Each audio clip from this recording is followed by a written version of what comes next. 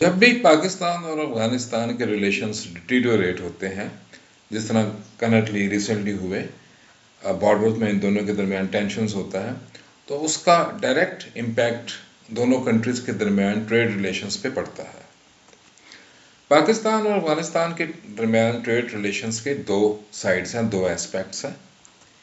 एक तो है पाकिस्तान और अफगानिस्तान का बायलैटरल ट्रेड, यानी कि इंपोर्ट और export between Pakistan and Afghanistan, और दूसरा है अफगान ट्रांजिट ट्रेड, यानी कि अफगानिस्तान का ट्रेड जो पाकिस्तान के थ्रू कंडक्ट होता है। तो आज की वीडियो में हमारा फोकस अफगान ट्रांजिट ट्रेड के ऊपर है, क्योंकि ये बहुत कंटेंशियस इशू है। ये आपके सामने अफगानिस्तान का मैप है। आप इसमें देख सकते हैं कि Afghanistan is a landlocked country. इसका मतलब ये है कि अफगानिस्तान का डायरेक्ट एक्सेस सी तक, समुद्र तक नहीं है, और ये अफगानिस्तान की एक बहुत बड़ी लिमिटेशंस है, क्योंकि इंटरनेशनल ट्रेड का 80 to 90% ऑफ इंटरनेशनल ट्रेड वो सी के थ्रू होता है, क्योंकि लार्ज जो कंटेनर्स हैं वो सी के थ्रू ही मूव हो सकते हैं। अब क्योंकि अफगानिस्तान लैंडलॉक्ड कंट्री है, लिहाजा अपने फॉरेन ट्रेड के लिए, अपनी इंपोर्ट और एक्सपोर्ट के लिए वो अपने दो नेबर्स के ऊपर डिपेंडेंट है, रहा है। इसमें पाकिस्तान है और ईरान है। Historically, Pakistan has been the main conduit for Afghanistan's international trade. 1965 में पाकिस्तान और अफगानिस्तान के दरमियान एक एग्रीमेंट हुआ था, जिसको कहते हैं अफगान ट्रांजिट ट्रेड एग्रीमेंट, और इसने एक लीगल फ्रेमवर्क प्रोवाइड किया for Afghanistan transit trade through Pakistan, यानी कि अफगानिस्तान की इंपोर्ट या एक्सपोर्ट किसी थर्ड कंट्री से जब बाई करेगा तो पाकिस्तान के थ्रू वो अफगानिस्तान कैसे जाएंगी, और फिर अफगानिस्तान से अगर अफगानिस्तान अपनी प्रोडक्ट्स किसी थर्ड कंट्री को सेल करना चाहता है तो वो पाकिस्तान के थ्रू किसी थर्ड कंट्री में कैसे जाएंगे। लेकिन एटीटीए में एक डिफेक्ट था, वो ये था कि उसने अफगानिस्तान को तो ये फैसिलिटी दी कि पाकिस्तान के थ्रू अपना ट्रेड वो थर्ड कंट्री के साथ कंडक्ट कर सकता है, लेकिन पाकिस्तान को ये फैसिलिटी नहीं दी कि वो अपना ट्रेड अफगानिस्तान के थ्रू उस वक्त यूएसएसआर या बाद में जब सेंट्रल एशियन रिपब्लिक्स बन गई उन तक वो जा सकता था। तो इसमें जो फैसिलिटी दी गई थी वो वन वे थी। फिर 2010 में इन दोनों कंट्रीज के दरमियान एक नया एग्रीमेंट हुआ, जिसको कहते हैं Afghanistan Pakistan transit trade agreement या APTTA, जो कि इस वक्त करंटली इन फोर्स है। अब हम आपको बताएंगे कि Afghanistan Pakistan transit trade agreement के सेलियंट फीचर्स क्या हैं। तो एक तो इसका बड़ा जो ब्रेक थ्रू था वो ये था कि इस एग्रीमेंट में on the basis of the principle of reciprocity Afghanistan ने भी अलाउ किया पाकिस्तान को कि वो अपनी प्रोडक्ट्स सेंट्रल एशियन रिपब्लिक्स तक भिजवा सकता है थ्रू अफगानिस्तान। दूसरा इस एग्रीमेंट की एक मेजर प्रोविजन है, उसको कहते हैं freedom of transit through the territory of each party, यानी कि कोई भी कंट्री, पाकिस्तान हो या अफगानिस्तान हो, वो एक दूसरे की प्रोडक्ट जब थर्ड कंट्री के लिए जा रही हैं तो उसको रोकेगा नहीं, बल्कि उनको फ्रीडम ऑफ ट्रांजिट देगा। लेकिन इसमें साथ साथ ये भी बताया गया है कि ये जो ट्रांजिट होगा, ट्रक मूव करेंगे, कार्गो मूव करेगा, तो ये किन रूट्स के थ्रू मूव करेगा, कहाँ पे पॉइंट ऑफ एंट्री होगी, कहाँ पे पॉइंट ऑफ एग्जिट होगा, तो इसके बारे में दोनों कंट्री मिल के बैठ के आपस में डिसाइड करेंगे। तो Afghan Pakistan transit trade agreement में भी अफगानिस्तान और पाकिस्तान के दरमियान ट्रांजिट रूट्स एग्री हुए हैं, और जो कि एग्रीमेंट का पार्ट है, और वो एग्रीमेंट का जो एनेक्स 1 है उसमें ये मेंशन हुए हैं। Ports of entry in Pakistan, यानी कि वो पॉइंट्स जहाँ पे अफगानिस्तान की इंपोर्ट, जो चीज़ें अफगानिस्तान एक थर्ड कंट्री से बाय करता है, वो पाकिस्तान में कहाँ से एंटर हो सकती हैं। तो एग्रीमेंट के मुताबिक 5 पोर्ट्स ऑफ एंट्री हैं। एक है कराची पोर्ट, दूसरी पोर्ट कासम, तीसरी रिसेंटली ही इंक्लूड हुई है वो है गवादर पोर्ट, फोर्थ है तोरखम जो कि मेन एक सोर्स है, और फिफ्थ है खुंजराब। तो इन 5 रूट के ज़रिए जो इम्पोर्ट जो है वो अफगानिस्तान में आ सकती है। पोर्ट्स ऑफ एग्जिट इन पाकिस्तान, यहाँ से पाकिस्तान से चीज़ें चली जाएंगी और उसमें आ जाती है तोरखम, चमन, गुलाम खान और वागा। तो ये पॉइंट ऑफ एंट्री थे और point of ports of exit है कि जहाँ से अफगानिस्तान की जो प्रोडक्ट्स हैं किसी थर्ड कंट्री के लिए वो पाकिस्तान की टेरिटरी से एग्जिट कर जाएंगे। अब यहाँ पे जो एक कंटेंशियस इशू है वो है वागा के थ्रू जो ट्रेड है। इस ट्रांजिट ट्रेड एग्रीमेंट में जो एप्टा है उसमें पाकिस्तान ने अफगानिस्तान को ये फैसिलिटी दी है कि वो वागा बॉर्डर के ज़रिए अपनी एक्सपोर्ट्स इंडिया तक, जो उसके इंडिया के लिए एक्सपोर्ट है वो वागा के थ्रू इंडिया जा सकती हैं। लेकिन पाकिस्तान ने इस चीज़ की इंडिया को परमिशन नहीं दी कि इंडियन एक्सपोर्ट्स अगर अफगानिस्तान जानी है तो वो वागा के थ्रू नहीं आ सकती, और ये एक बड़ा कंटेंशियस इशू रहा है इस एग्रीमेंट में। एक इम्पॉर्टेंट चीज़ आपको बताते चलें कि जो गुड्स ट्रांजिट में होती हैं, जब अफगानिस्तान के लिए कोई प्रोडक्ट आ रही है और पाकिस्तान की टेरिटरी में आती है, या अफगानिस्तान किसी थर्ड कंट्री में एक्सपोर्ट करता है कोई प्रोडक्ट और वो पाकिस्तान की टेरिटरी में आती है, तो इन पे कोई कस्टम ड्यूटी या टैक्स, सेल्स टैक्स वगैरह इस तरह की कोई चीज़ नहीं लगती, क्योंकि ये एक इंटरनेशनल कन्वेंशन है कि कोई भी जो गुड्स होंगी ट्रांजिट पे उनके ऊपर आप कोई टैक्स या ड्यूटीज़ नहीं लगा सकते।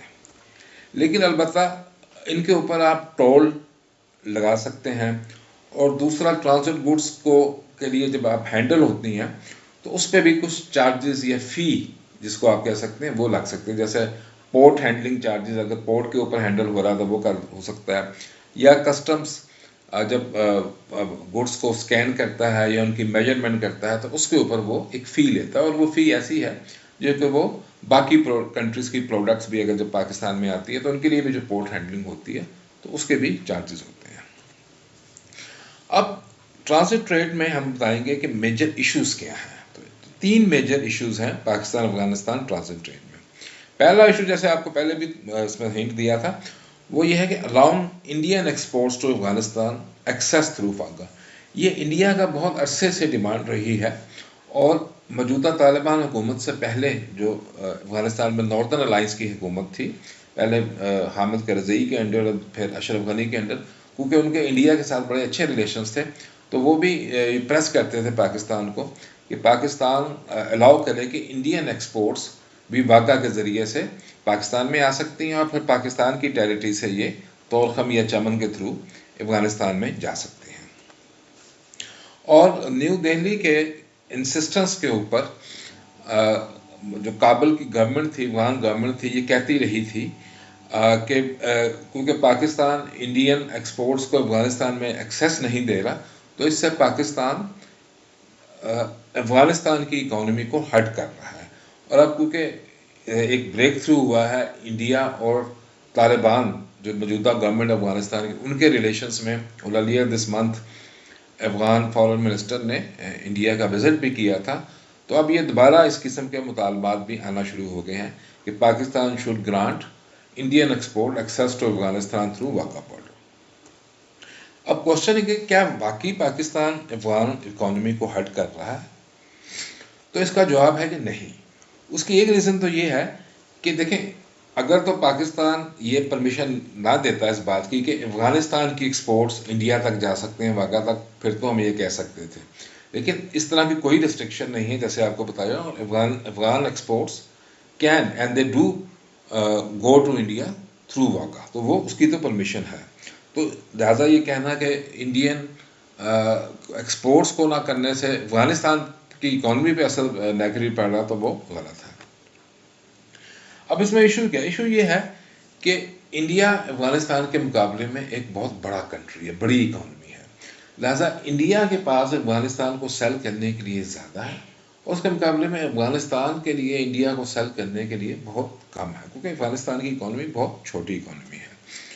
करंटली इस वक्त देखा जाए तो इंडिया और अफगानिस्तान का जो ट्रेड है वो अफगानिस्तान की फेवर में है।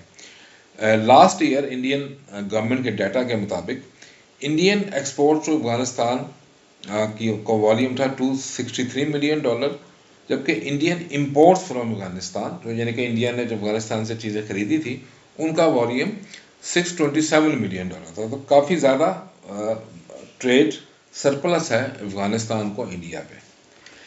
अब अगर इंडियन एक्सपोर्ट्स को भी ये परमिशन मिल जाती है कि वो अफगानिस्तान जा सकें थ्रू वागा, तो ये एक बड़ा एक कॉस्ट इफेक्टिव रूट इंडिया को मिल जाएगा और इससे जो ट्रेड बैलेंस है वो इंडिया की फेवर में आ जाएगा। और यही वजह है कि इंडिया इसको बार बार इस चीज़ को स्ट्रेस करता है। जहाँ तक अफगानिस्तान और पाकिस्तान के दरमियान ट्रेड की बात की जाए तो ट्रेड बैलेंस जो है वो पाकिस्तान की फेवर में है। अब आप देख सकते हैं FBR के डाटा के मुताबिक लास्ट ईयर पाकिस्तान की अफगानिस्तान को जो एक्सपोर्ट थी वो $1.05 बिलियन थी और जबकि इंपोर्ट जो थी अफगानिस्तान से $653 मिलियन थी।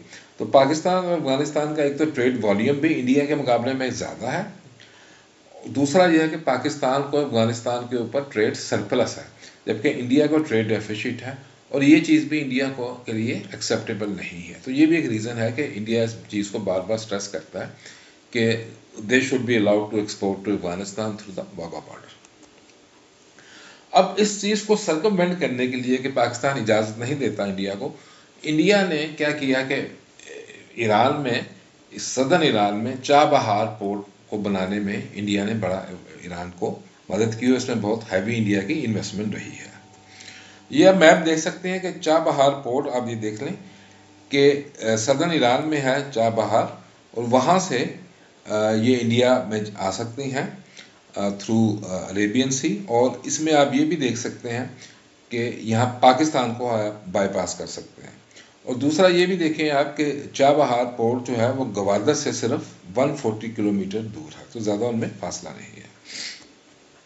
लेकिन अब प्रॉब्लम क्या आ रही है कि क्योंकि हमें मालूम है कि ईरान पे अमेरिका ने सैंक्शंस लगाई हुई हैं और उस सैंक्शंस की वजह से अगर कोई कंट्री या कोई कंपनीज ईरान के साथ ट्रेड करती हैं तो उस पर भी अमेरिकन सैंक्शन लग जाएंगे। अब हुआ ये था कि अमेरिका ने एक गुडविल जेस्चर में इंडिया को इस चीज़ पे इजाज़त दे दी थी कि एक एग्जेम्पशन दे दी थी सैंक्शन से, जिसको वेवर कहते हैं।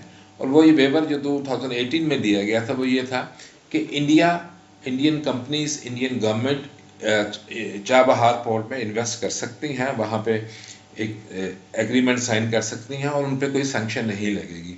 लेकिन अब क्योंकि इंडिया और ईरान अमेरिका के दरमियान भी एक रिलेशंस में इस वक्त टेंशन्स हैं काफ़ी ज़्यादा, तो सितंबर 29 से ये वेवर अमेरिकन गवर्नमेंट ने वापस ले लिया है। लिहाजा अगर अब भी इंडियन गवर्नमेंट या इंडियन कोई कंपनीज ईरान के साथ चाबहार में कोई ट्रेड करेंगे, कोई रिलेशंस, उनके कमर्शियल रिलेशंस होंगे, तो फिर उनके ऊपर सैंक्शन लग सकते हैं। दूसरा जो इशू है वो है कि अफगानिस्तान और पाकिस्तान के दरमियान क्योंकि बॉर्डर टेंशन्स रहता है और अफगानिस्तान से मिलिटेंट्स आते हैं और पाकिस्तान में आके वो मुख्तलिफ एक्ट्स ऑफ टेररिज्म में इन्वॉल्व होते हैं, उन्हें कैरी आउट करते हैं, फिर वो वापस चले जाते हैं। तो उसकी वजह से भी बॉर्डर क्लैशेस भी रहते हैं और बॉर्डर क्लैशेस की वजह से बॉर्डर जो है पाकिस्तान और अफगानिस्तान के, तोरखम बॉर्डर और चमन बॉर्डर, ये अक्सर जो है बार बार ये बंद होते हैं और उससे भी ट्रांजिट ट्रेड के ऊपर, क्योंकि आपने अभी भी देखा होगा कि अब जो इशू हुआ था रिसेंट, तो उसकी वजह से 10 दिन तक बॉर्डर जो है वो क्लोज रहे थे। तो उससे आप देख सकते हैं कि एक बड़ी लंबी लंबी रोज जो है वो लगी हुई हैं ट्रक्स की। तीसरा जो इम्पोर्टेंट एक बड़ा इशू है अफगान ट्रांजिट ट्रेड में वो है स्मगलिंग का इशू। अब स्मगलिंग की वजह से होती है कि अफगानिस्तान में इम्पोर्ट ड्यूटीज बहुत कम है। उसकी वजह ये है कि अफगानिस्तान में कोई डोमेस्टिक इंडस्ट्री नहीं है और इम्पोर्ट ड्यूटी लगाने की बड़ी वजह ये होती है कि आप डोमेस्टिक इंडस्ट्री को प्रोटेक्ट करना चाहते हैं। पाकिस्तान में ज़ाहिर है बड़ी डोमेस्टिक इंडस्ट्री है, तो पाकिस्तान में अफगानिस्तान के मुकाबले में इम्पोर्ट ड्यूटीज़ ज़्यादा है। तो अगर पाकिस्तान में क्योंकि अफगानिस्तान के मुकाबले में इम्पोर्ट ड्यूटीज़ ज़्यादा है तो उसकी वजह से ये चीज़ें, जब टैरिफ में इम्पोर्ट ड्यूटीज़ में इतना डिफरेंस होता है तो उससे स्मगलिंग होती है। होता कि ये है कि बहुत सी ऐसी प्रोडक्ट जो अफगानिस्तान ट्रांजिट ट्रेड के लिए होती हैं, यानी कि उनका मकसद ये होता है कि एक थर्ड कंट्री से वो अफगानिस्तान जाएंगी, तो वो बजाय अफगानिस्तान जाने के वो पाकिस्तान की मार्केट में ही आ जाती है। और इसके दो नुकसान होते हैं। एक तो ये होता है कि पाकिस्तान की जो लोकल इंडस्ट्री है उसको फ़र्क पड़ता है, और दूसरा ये होता है कि उस स्मगलिंग की वजह से पाकिस्तान गवर्नमेंट का रेवेन्यू लॉस होता है, क्योंकि स्मगल प्रोडक्ट्स पे कोई आप टैक्स या ड्यूटी नहीं लगा सकते। तो ये भी इश्यूज है और इस पर गवर्नमेंट जो है वो काफ़ी इस पर पाकिस्तान गवर्नमेंट काम कर रही है। इसका एक तरीका ये पाकिस्तान ने ये भी किया है कि वो आइटम्स जिनकी ज़्यादा स्मगलिंग होती है उसको अफगान ट्रांजिट ट्रेड की नेगेटिव लिस्ट में डाल दिया। नेगेटिव लिस्ट का मतलब है कि वो प्रोडक्ट्स पाकिस्तान अलाउ नहीं करेगा कि वो पाकिस्तान के थ्रू अफगानिस्तान में ट्रांजिट की जाए। ये लिस्ट चेंज होती रहती है, लेकिन इस वक्त जो लिस्ट पे जो आइटम्स हैं उनमें tides, black T, nuts and dry fruits, fabrics, cosmetics, vacuum flask और होम अप्लाइंसेस शामिल हैं, क्योंकि ये वो प्रोडक्ट हैं जो ज़्यादा स्मगल होकर पाकिस्तान में आती हैं। इसके अलावा पाकिस्तान ने कस्टम्स जो मर्चेंडाइज होती हैं कैरियर्स हैं उनकी इंस्पेक्शन भी ज़्यादा करता है, चेक्स भी उन पर ज़्यादा करता है और अफगानी इससे उनकी क्लियरेंस पे टाइम ज़्यादा हो जाता है, जिसको अफगानिस्तान की गवर्नमेंट और उसके ट्रेडर्स जो हैं वो पसंद नहीं करते हैं। और अब आप ये देख सकते हैं ये पिछले 3 सालों का डाटा है, इसका सोर्स FBR है, जिसमें अफगान ट्रांजिट ट्रेड जो पाकिस्तान के थ्रू की तरह कंडक्ट हुआ। तो आप ये देख सकते हैं कि पिछले 3 सालों के दरमियान इसमें काफ़ी कम आई है। 2022-23 में $7 बिलियन ट्रांजिट ट्रेड था जो अफगानिस्तान का पाकिस्तान के थ्रू था। इसमें इंपोर्ट और एक्सपोर्ट दोनों शामिल हैं। फिर उस 23-24 में कम होकर तकरीबन $3 बिलियन हो गया और लास्ट ईयर ये $1 बिलियन के करीब था। तो क्योंकि इसकी मेन वजह भी यही है कि पाकिस्तानी गवर्नमेंट स्मगलिंग को कंट्रोल करने की कोशिश कर रही है और फिर क्योंकि बॉर्डर टेंशन की वजह से बॉर्डर अक्सर क्लोज रहता है तो उससे इस पर भी फर्क पड़ता है। अब यहाँ पर फाइनली हम ये बताएंगे कि अफगान ट्रांजिट ट्रेड के पाकिस्तान को क्या फ़ायदे हैं। देखिए एक चीज़ तो जैसे आपको बताई कि इससे पाकिस्तान को ट्रांजिट ट्रेड की वजह से पाकिस्तान को कोई इंपोर्ट रेवेन्यू नहीं मिलता, ना कोई टैक्स मिलता, क्योंकि इन प्रोडक्ट्स के ऊपर कोई भी ड्यूटीज़, कस्टम ड्यूटी या इंटरनेट टैक्स जैसे GST आप नहीं लगा सकते। लेकिन इसके फ़ायदे दो हैं। एक तो ये है कि इससे क्योंकि ट्रांजिट ट्रेड है पाकिस्तान के थ्रू अफगानिस्तान की प्रोडक्ट जा रही है, तो ये चीज़, ये ट्रांजिट ट्रेड पाकिस्तान को अफगानिस्तान के ऊपर एक लीवरेज देता है जिसको पाकिस्तान पॉलिटिकली यूज़ कर सकता है।